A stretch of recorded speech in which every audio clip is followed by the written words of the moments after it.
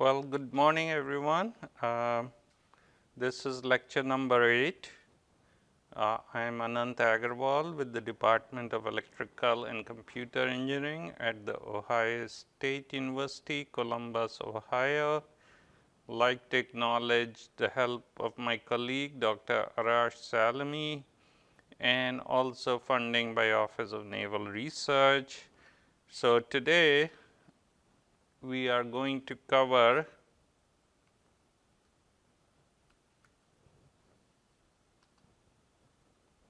the subject of edge termination. And to explain what we mean by edge termination, we have a very descriptive slide from Professor J. Baliga. So think of this P plus N junction, and looking down from the top, we have a P plus N junction shown as this rectangle, and we know how to calculate the maximum electric field at the P plus N junction boundary by the use of previous equations which we had used in the last lecture, both for punch through and non punch through designs. But the question is what's happening at the edges. So here what we have shown is the edge. This edge is looking down from the top is this edge here. So this is all P plus N junction. Outside the P plus N junction, we have dielectric passivation on top of this N type surface. And as you can see, this is a equipotential line or depletion width for a given applied voltage on the P plus, assuming this is reverse biased. So we have applied negative voltage on the P plus and grounded the N type region. So you can clearly see that there is a electric field crowding at the outer edge of the junction, which means electric field crowding right here at this edge. The vectors show basically the electric field lines, and you can see they are crowded here.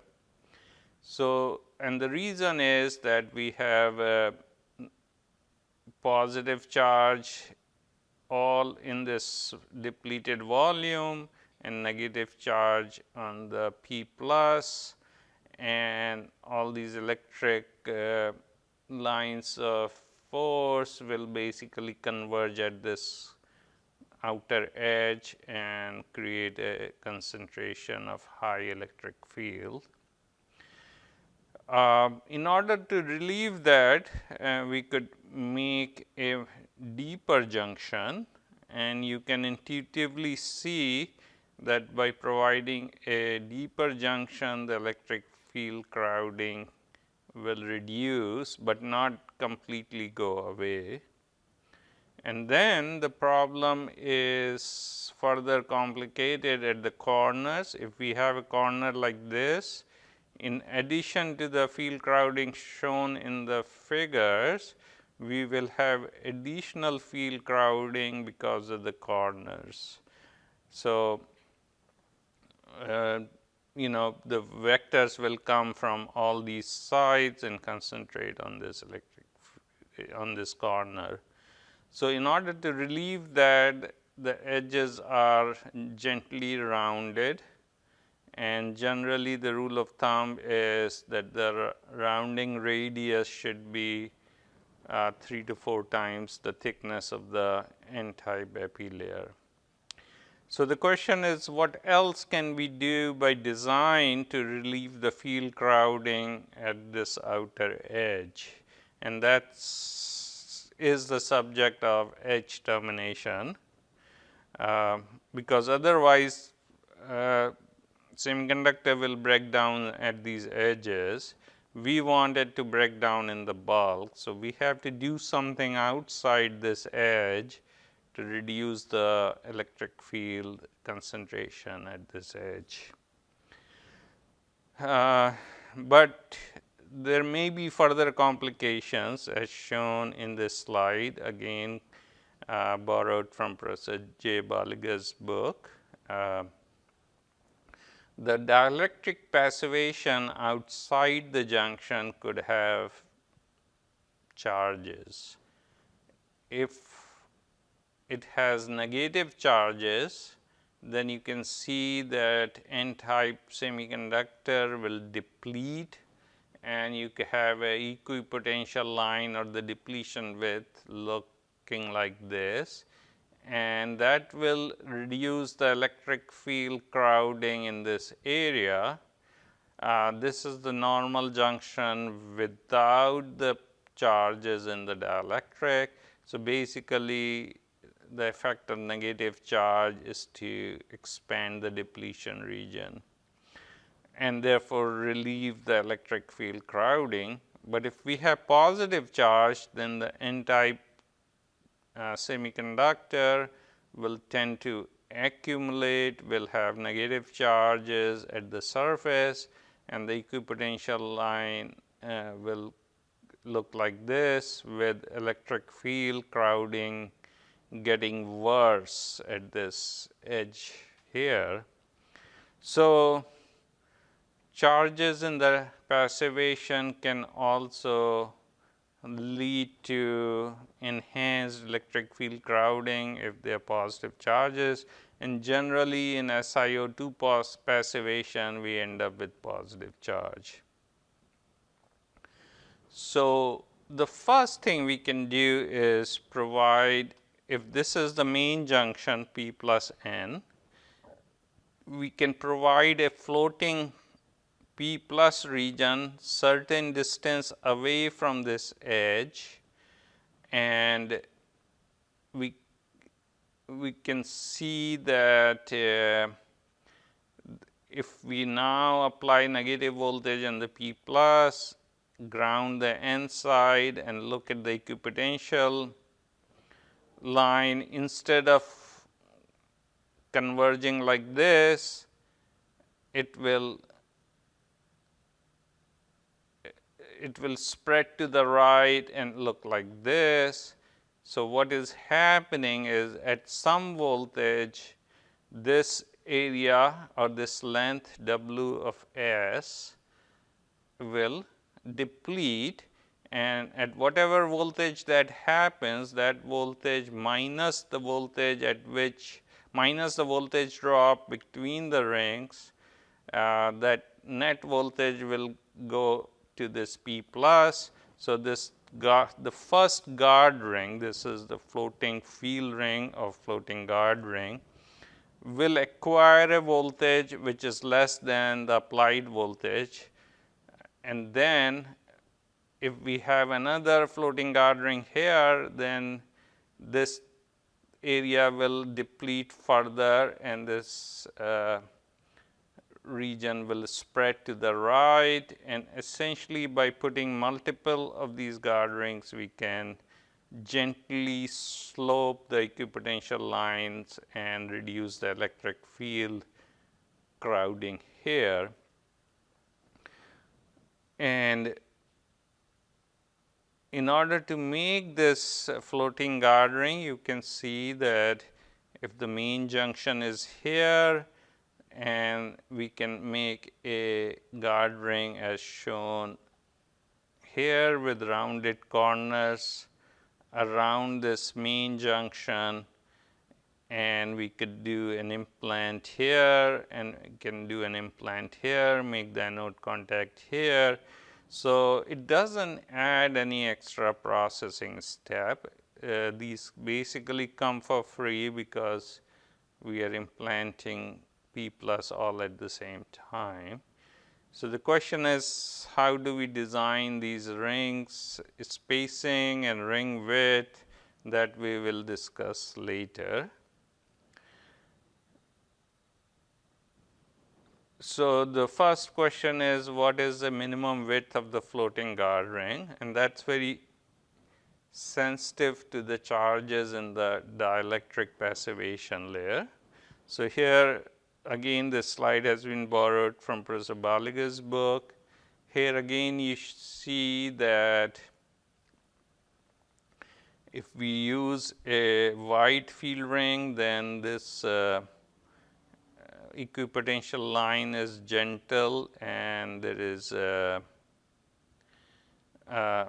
not much field crowding, but if we make it very narrow, then you can see that there could be a field crowding in this region. So, the width of the guard ring is important to control the electric field in the outer regions. Similarly, if we use multiple guard rings, which is very common in both silicon and silicon carbide devices, then you can see that we can spread out the electric field and electric potential outside the main junction, which is to the left of this corner,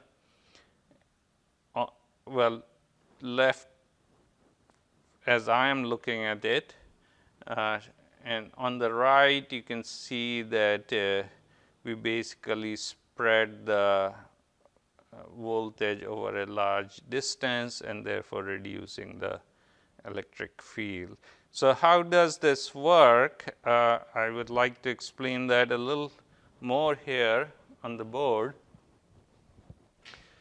So, basically we have the main junction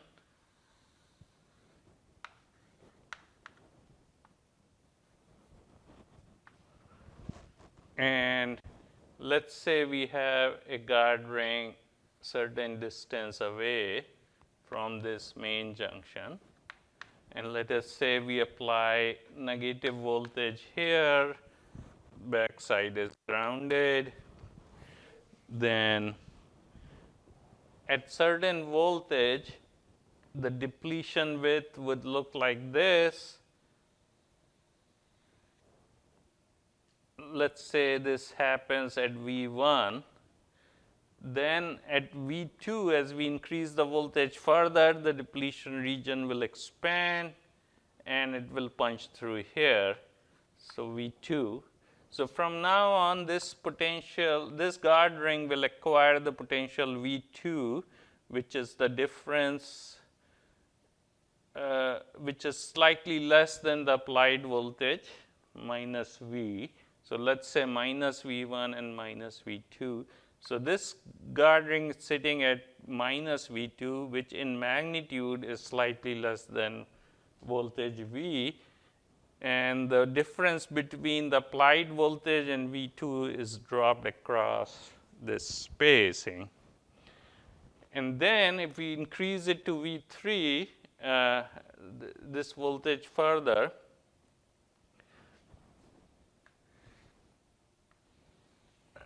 then you can see that this would look like this, and as we keep increasing the voltage, and let us say we have another guard ring, then at V4 or minus V4 we will punch through the next guard ring, and then this guard ring will acquire that potential and will float up with that voltage V. So, what is happening is as we deplete this, we have a negative charge here, we have positive charge on this edge, then we have negative charge on this edge, then we have positive charge on this edge, and so on. So, basically you can think of this as dropping the voltage across these capacitors on multiple guard rings. So, this happens very quickly because what is happening is the charges are just rearranging inside this guard ring. So, basically holes from this side basically move to the left and so on. Okay.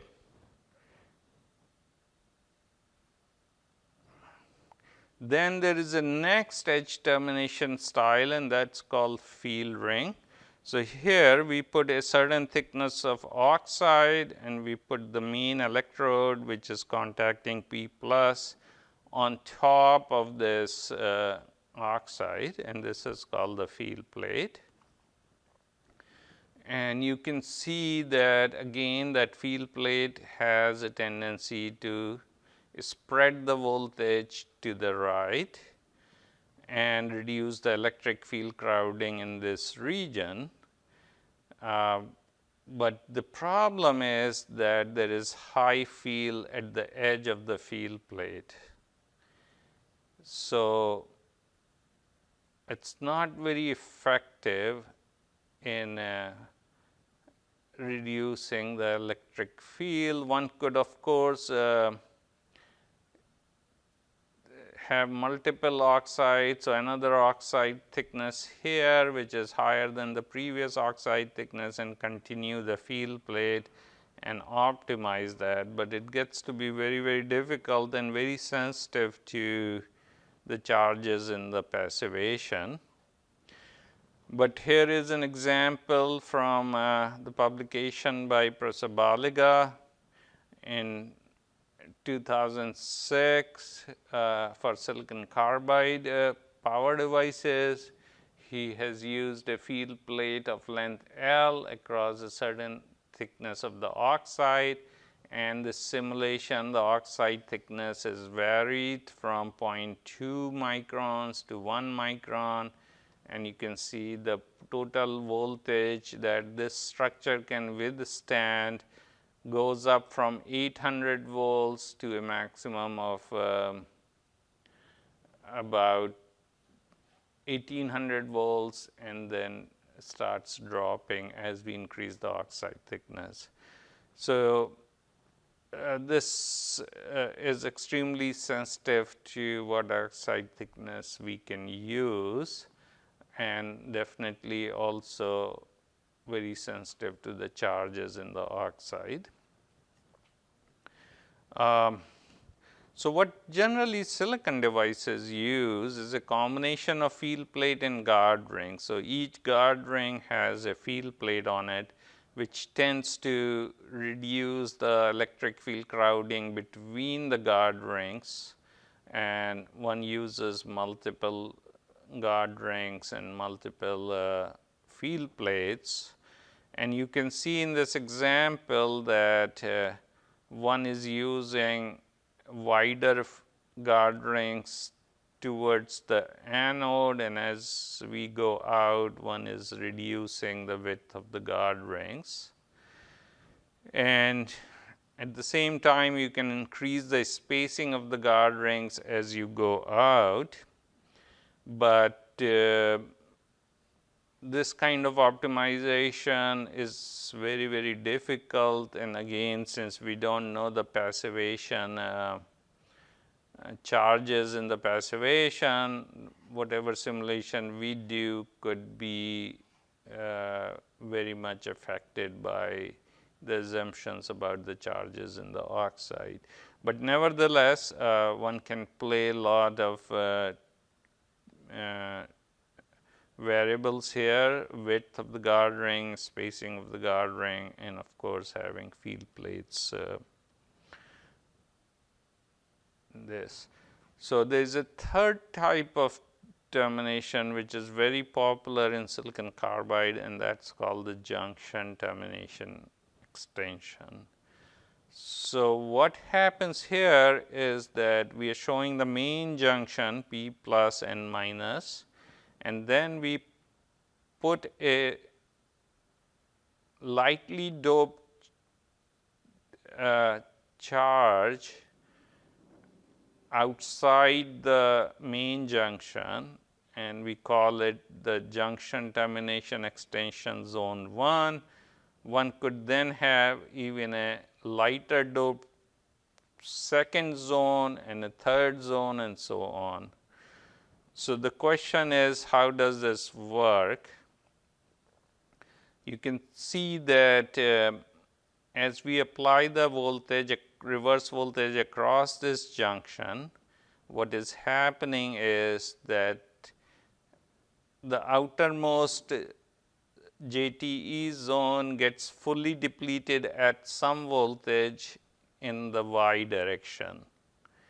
So, the negative charges in the p type are balanced by the positive charges in the n type drift layer.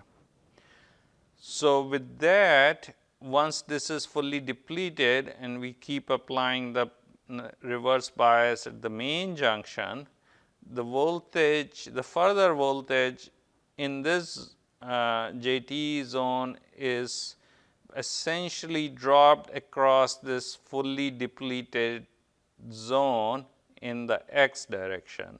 So, the electric field in the x direction increases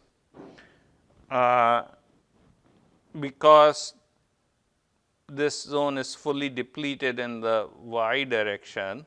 So, there are no more charges. That means electric field will simply drop, will simply rise in the x direction to a point where the electric field can rise to the critical breakdown field and the junction will stop blocking or avalanche. So, in this case one can have multiple zones, outer zones have lighter doping than the inner zones, and so the outer zones will deplete first and then the inner zones will deplete next, and the voltage is dropped in the x direction from the outer edge and to the inner edge.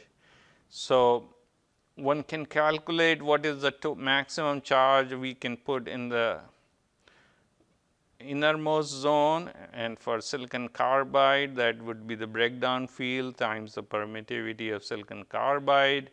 If we assume the breakdown field is 1.87 megavolt per centimeter, remember that is a function of doping of the semiconductor, but assuming 1.87 megavolt per centimeter for lighter doping in the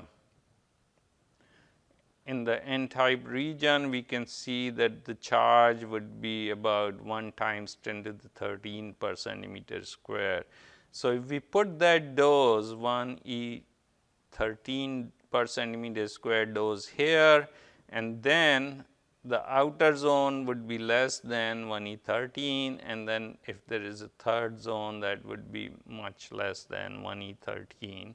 So, essentially doping is tapered from inner zone to the outermost zone, and as we apply the voltage, the outermost zone depletes first in the y direction and starts supporting voltage in the x direction, and this thing moves in towards the inner junction.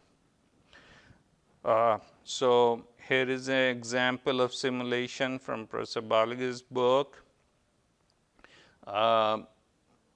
Here we are plotting the normalized breakdown voltage, that is breakdown voltage achieved divided by the ideal parallel plate breakdown voltage. So, this value is always less than 1 versus the dose in the junction termination extension region. This is a single zone.